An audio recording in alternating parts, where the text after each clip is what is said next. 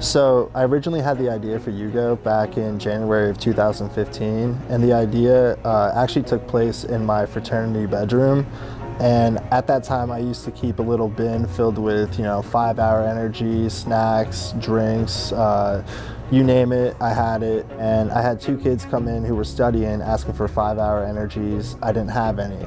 And at that time, Bert came around the corner and he needed AA batteries for his Xbox controller. Didn't have them. And that's when the idea occurred, a convenience store in the palm of your hand that delivers. So we started working on it. I got together with William Randall, one of my best friends, business partner from day one. So I got started with UGO because Jay approached me when we lived together in our fraternity house. Late one night on a Friday night, we were hanging out and a lot of people were looking for stuff that they thought that we had. And so Jay approached me the next day about the idea. And that was in February of 2015.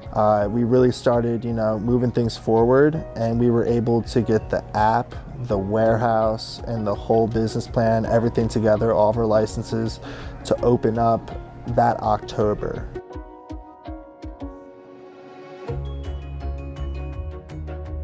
Our staff originally started as just the owners, so there was about 4 of us, and we did all the deliveries our own. So I like to call that the owner's mentality.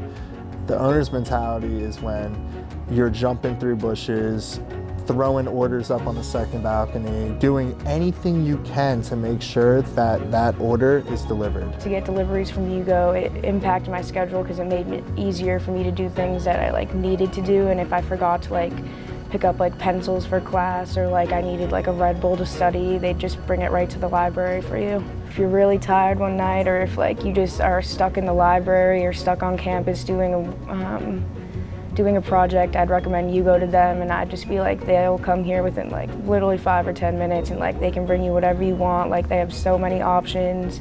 We put service number one because at the end of the day, we're not selling anything that someone else can't sell. We're providing a service, and we're putting that time back in your day.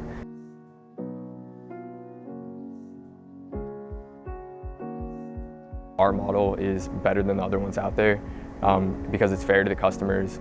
It's, you're not going to get gouged if you get 10 things instead of 1 thing. Your delivery fee is not going to end up being actually $20 hidden inside all of the items. It's all transparent. You know what you're getting. We are trying to provide the best experience as possible. We want to be ruthless when it comes to customer service. Customers are always the number one. Always number one for us, because when we couldn't advertise and we didn't have money to put, UGO on billboards or have commercials or really get the word out there, we had the customers, and the customers who ordered every day, they loved it. I think UGO's blown up just because their efficiency always to be there right after you place an order, and just make sure it's there with no problems, and making sure everything's right in the bag, double checking it and everything, just making sure that you're happy with your order. Jay's passion for the business really motivated me, and I think the other guys to get behind the idea. Just from day one, having someone that had the vision and had the drive to want to do it made it a whole lot easier to make that decision to really dive in head first and try to do it. And with our employees, the most we could ever ask for from an employee or a driver, a future manager, or any position in our company is if you're passionate and you enjoy what you do and you come to work with initiative. I mean, that in and of itself is a lot more than we can ask from really anybody. I got a team together, a team of savages, a team that gets things done.